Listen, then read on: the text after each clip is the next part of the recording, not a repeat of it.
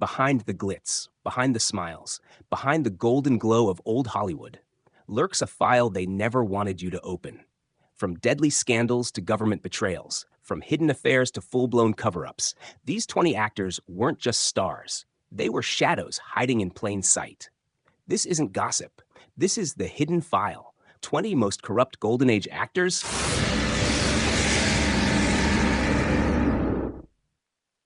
Welcome to Stage Whisper, the place where Hollywood's secrets speak louder than the applause. Today, we're diving into the dark heart of the Golden Age. When the cameras stopped rolling, some of the biggest stars were breaking laws, ruining lives, or covering their tracks. From courtrooms to crime scenes, from whispered rumors to shocking truths, this countdown will change the way you see classic Hollywood forever. Hit that subscribe button and ring the bell. Because what you're about to hear was never meant to be told. Fatty Arbuckle, from laughter to courtroom silence. Behind the laughs, behind the spotlight, Roscoe Fatty Arbuckle was once one of Hollywood's biggest comedy stars. Audiences adored his slapstick charm and joyful screen presence. But in 1921, that laughter came to a crashing halt. Arbuckle hosted a raucous party in a San Francisco hotel.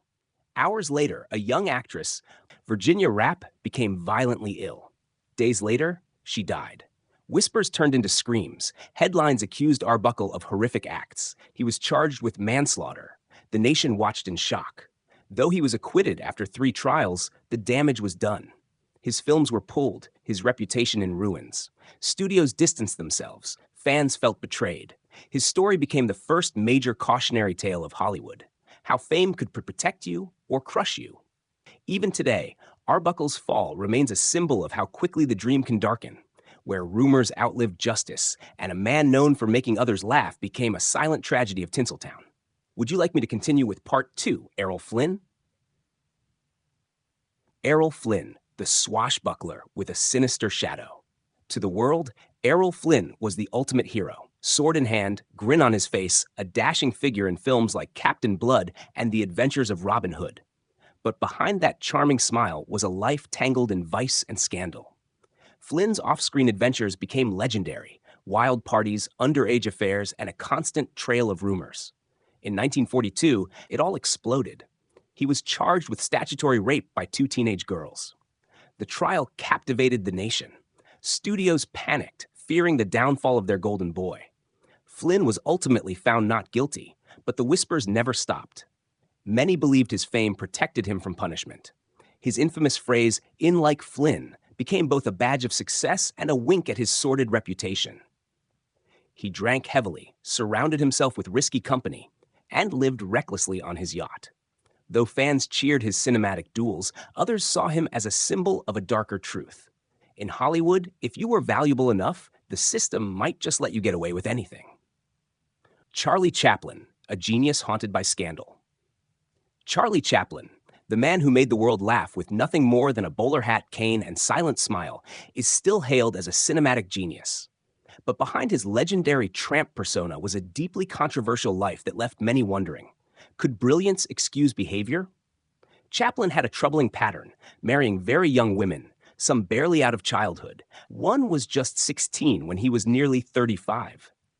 He also faced a high-profile paternity lawsuit, losing a fortune in court, even as DNA testing was still in its infancy. But Chaplin's scandals didn't stop with his relationships. He drew the attention of FBI Director J. Edgar Hoover, who viewed him as a potential communist sympathizer. The U.S. government targeted him during the Red Scare, and eventually he exiled himself to Switzerland. Chaplin revolutionized filmmaking. But in private, his actions, legal troubles, and political entanglements led many to question his moral compass. Was he a misunderstood artist persecuted for his ideas, or a powerful man who repeatedly skirted responsibility? Even today, the debate lives on, tangled in reels of brilliance and pages of controversy. Part 5. George Raft, the gangster who might not have been acting. With his slick hair, cold stare, and gangster swagger, George Raft became famous for roles in films like Scarface, 1932. But off-screen, he seemed a little too comfortable in the underworld he portrayed. Raft was raised in Hell's Kitchen, a rough New York neighborhood where crime was a way of life. Throughout his career, he was linked to real-life mobsters like Bugsy Siegel. Some claimed he acted as a go-between for Hollywood and organized crime, smoothing out problems in smoky backrooms, not just in scripts. Though he was never formally charged, Raft's reputation stuck. Co-stars said he was kind-hearted, but always surrounded by shady characters. His gambling habit ran deep, and mounting debts only drew him closer to questionable friends with the power to help. To many, Raft wasn't just playing gangsters, he was one. Whether or not he ever committed a crime, he became a symbol of how Hollywood's dark side and the real criminal world sometimes walked hand in hand. George Raft, the gangster who might not have been acting. With his slick hair, cold stare, and gangster swagger, George Raft became famous for roles in films like Scarface, 1932. But off-screen, he seemed a little too comfortable in the underworld he portrayed. Raft was raised in Hell's Kitchen, a rough New York neighborhood where crime was a way of life. Throughout his career, he was linked to real-life mobsters like Bugsy Siegel. Some claimed he acted as a go-between for Hollywood and organized crime, smoothing out problems in smoky backrooms, not just in scripts. Though he was never formally charged, Raft's reputation stuck. Co-stars said he was kind-hearted, but always surrounded by shady characters. His gambling habit ran deep, and mounting debts only drew him closer to questionable friends with the power to help. To many, Raft wasn't just playing gangsters, he was one. Whether or not he ever committed a crime, he became a symbol of how Hollywood's dark side and the real criminal world sometimes walked hand in hand. Frank Sinatra, the voice with powerful friends in dark places. Frank Sinatra, smooth, stylish, and magnetic, was a legend in music and film, but while his voice won hearts, his connections raised eyebrows. Throughout his career, the FBI kept thick files on him, suspecting ties to organized crime. He was seen socializing with known mobsters and allegedly arranging favors, deals, and introductions, all of the record. One of the most controversial links was his close friendship with President John F. Kennedy. When it came to light that Sinatra had ties to criminal figures, JFK abruptly cut him off. The sudden cold shoulder hinted that his associations were more than innocent handshakes. He was never convicted of any crime, but many believed he used those connections to secure gigs, silence enemies, and bend the rules. Sinatra also dipped into political lobbying, supporting candidates, making backroom calls, and possibly exchanging influence for favors. Was he just a man who knew everyone, or someone who used charm to blur the line between celebrity and corruption? To some, Sinatra is a star touched by the mob. To others, he's the blue-eyed enigma who played the system like a perfect song. Robert Mitchum, the cool rebel, caught with smoke and scandal. With his laid-back swagger and sleepy-eyed charm, Robert Mitchum became a noir icon in films like Out of the Past and The Night of the Hunter. But in real life, his rebellious streak wasn't just an act, it nearly destroyed his career. In 1948, Mitchum was arrested during a marijuana bust at a Hollywood party. The scandal exploded in the press. A movie star behind bars for drugs was unheard of at the time. He served jail time, and many thought it would end him.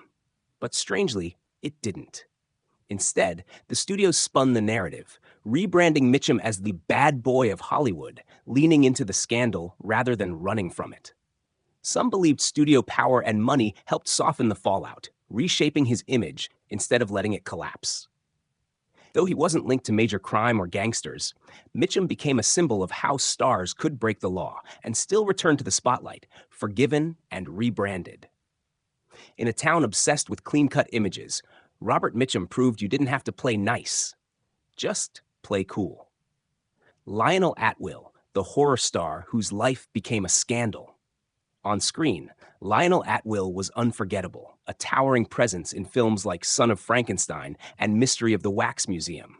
But behind the scenes, his personal life became more shocking than any horror movie he ever starred in. In the early 1940s, Atwill was caught up in a scandal involving a wild Hollywood party, one filled with rumors of intimate, taboo behavior that defied the era's strict moral codes.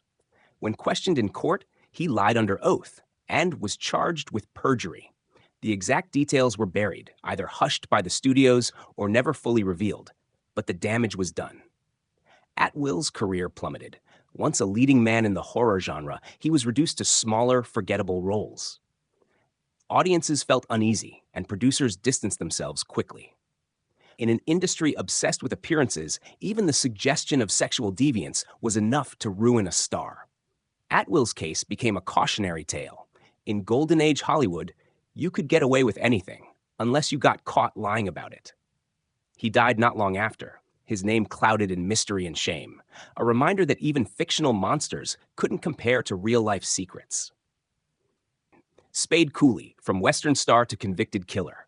He was known as the king of Western swing, a charming entertainer with a fiddle in hand and a smile on stage. Spade Cooley appeared in films, hosted TV shows, and played joyful music that made America dance. But behind closed doors, he hid a rage that would shock the nation. In 1961, Cooley was arrested for a crime that couldn't be spun or silenced. He murdered his wife, beating her to death in a fit of jealous fury. The violence was brutal, the trial was swift, and the fall from grace was complete. This wasn't rumor. It wasn't hearsay. It was fact, with blood, evidence, and a courtroom sentence. Fans were horrified. How could the man who played lively tunes and wore cowboy hats commit such a savage act?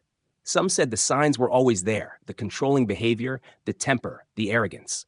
Cooley sought parole, but died of a heart attack before it was granted.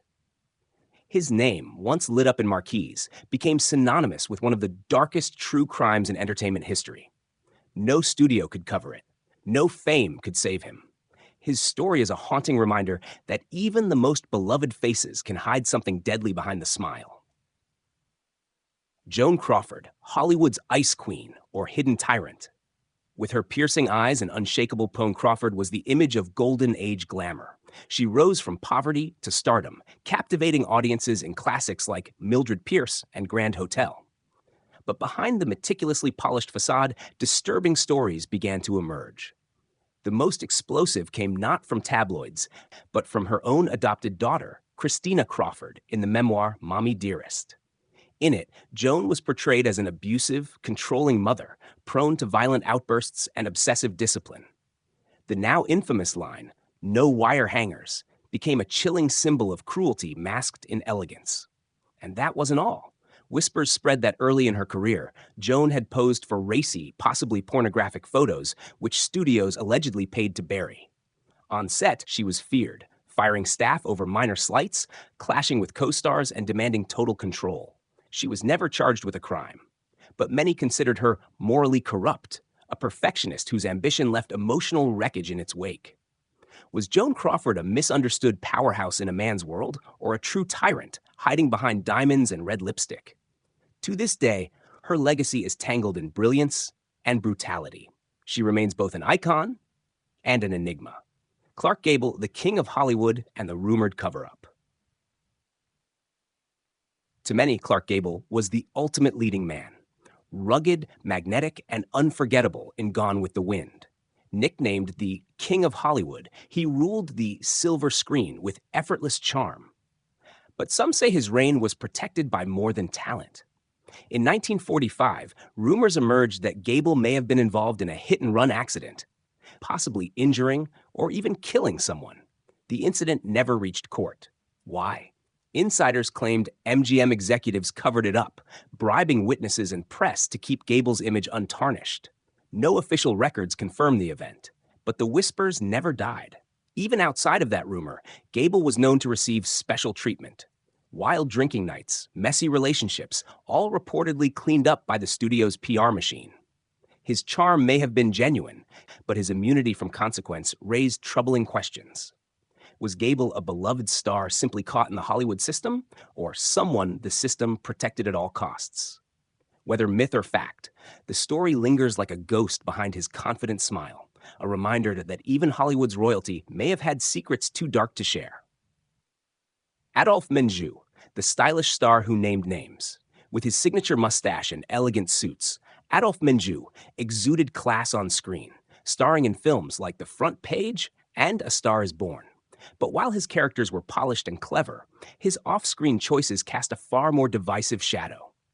During the height of Cold War paranoia, Menjou became a vocal supporter of the House Un-American Activities Committee, UAC, the government's effort to root out suspected communists in Hollywood. But he went further than just support.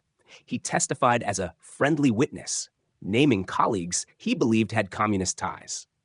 Some of those he accused were blacklisted, their careers destroyed, without formal charges or trials. To his supporters, Menju was a patriot. To his critics, he was a traitor. A man who used his influence to save himself at the cost of others' lives and livelihoods. His polished image masked the role he played in one of Hollywood's darkest chapters, where paranoia and politics silenced voices and actors became informants. Adolphe Menjou may have looked like the gentleman hero, but to many, his actions were anything but noble.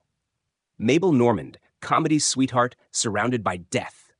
In the silent film era, Mabel Normand was beloved, a playful, charming actress who lit up the screen alongside legends like Charlie Chaplin and Fatty Arbuckle. But off-screen, her life was tangled in darkness and danger. In 1922, director William Desmond Taylor was found shot to death in his home. Mabel had been one of the last people to see him alive. Though never charged, her name was splashed across headlines, and rumors swirled of romantic entanglements, drug disputes, or secrets worth killing for. It didn't stop there. At another party, her wealthy lover shot a man, and again, Mabel was in the room. She emerged legally untouched, but publicly tainted. Studios began backing away. Fans grew uneasy. The once beloved comedian was now seen as a magnet for mayhem. Though she likely never committed a crime, Mabel Normand became a tragic figure, a bright talent surrounded by violence, rumors, and ruin. She died young, her career in ashes, her legacy forever haunted by the question: was she just in the wrong place at the wrong time, or did she know more than she ever admitted? Mary Miles Minter, the starlet stained by murder. With her angelic face and innocent persona, Mary Miles Minter was once hailed as the next big thing in silent film. But in 1922, her career was engulfed by scandal, and it all centered around the unsolved murder of director William Desmond Taylor. Minter was rumored to have been in love with Taylor, who was decades older. After his shocking death, love letters from Minter to Taylor were found and splashed across newspaper pages. The press had a field day. But what truly fueled the fire was suspicion around her controlling mother, Charlotte Shelby. Some believed Shelby had killed Taylor out of jealousy or to protect her daughter's future. The police never proved it. No one was ever charged. But the changing stories, evasive behavior, and shadowy courtroom maneuvers made the public suspicious. Minter's once bright career crumbled under the weight of gossip. Studios distanced themselves. Audiences turned away. Though she never committed a crime, her name became forever linked to one of Hollywood's earliest and most infamous murder mysteries. Was Mary a naive girl caught in something far darker? Or did she, or her mother, carry a secret no one dared reveal? Tom Neal, the film noir star who lived his own crime story. In the gritty shadows of low-budget film noir, Tom Neal was unforgettable, brooding, intense, dangerous. But the most shocking part of his story? He wasn't just acting. Off-screen, Neal's life was soaked in scandal. He infamously beat fellow actor Franchot Tone in a violent brawl over actress Barbara Payton, sending Tone to the hospital with severe injuries. The tabloids devoured the love triangle, and Neal's reputation began to collapse. But that was only the beginning. In 1965, Neal was convicted of manslaughter after shooting his third wife. He claimed it was an accident, but the details were grim. The courtroom didn't buy it, and he was sentenced to prison. When Neal finally got out, Hollywood had moved on without him. There were no comebacks, no second chances. He died shortly after his release, a fallen star whose real-life violence made his darkest screen roles look tame.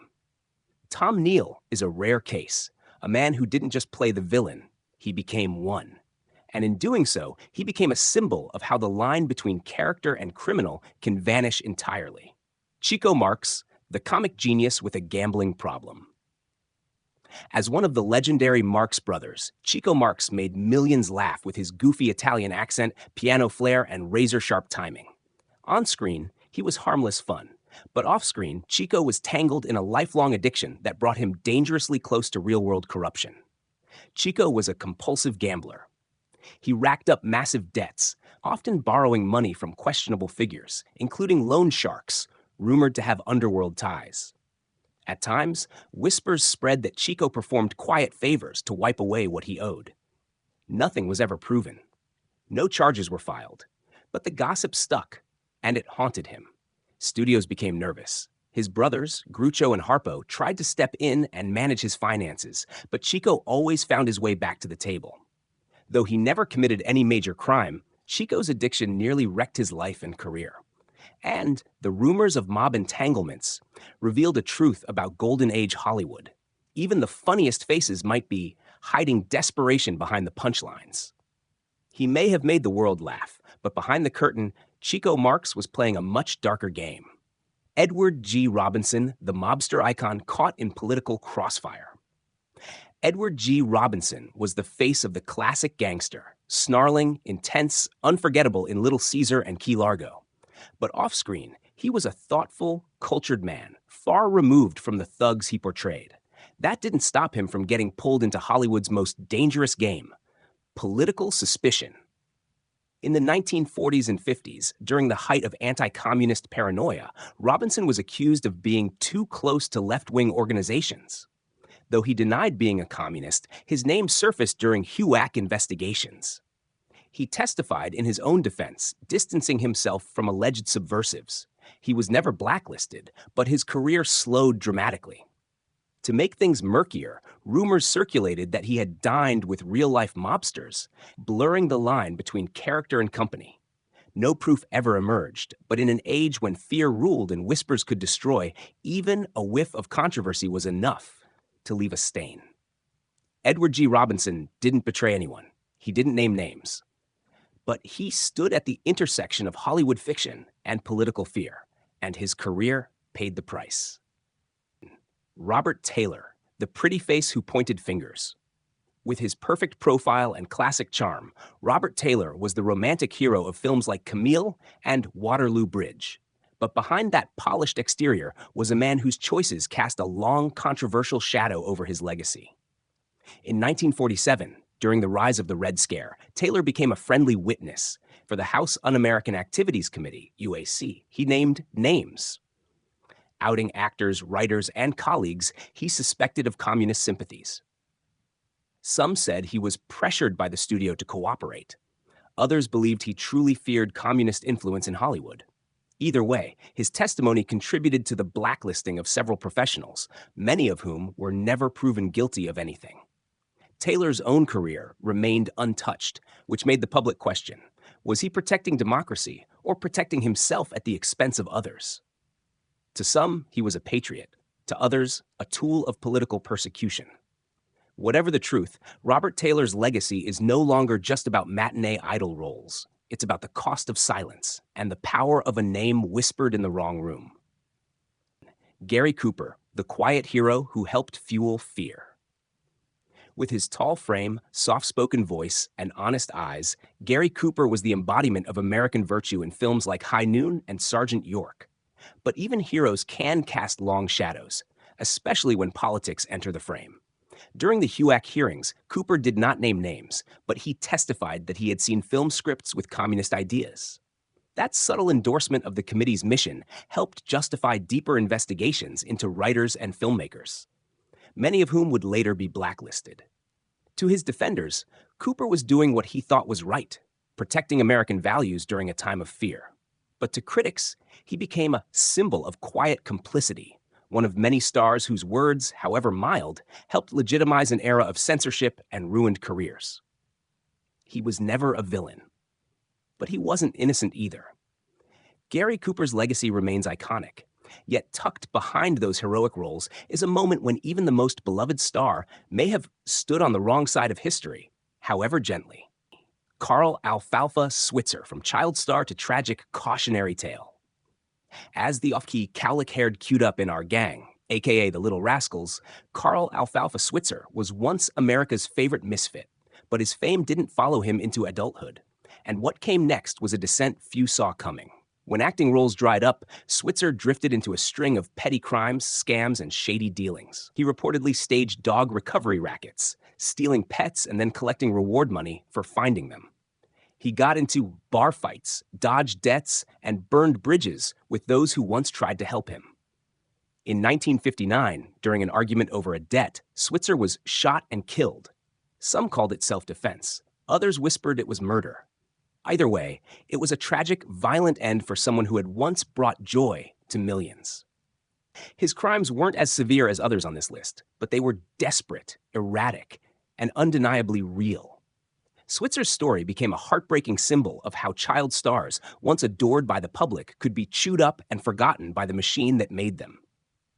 From laughter to gunfire, Alfalfa's final chapter was written not in comedy, but in tragedy. That concludes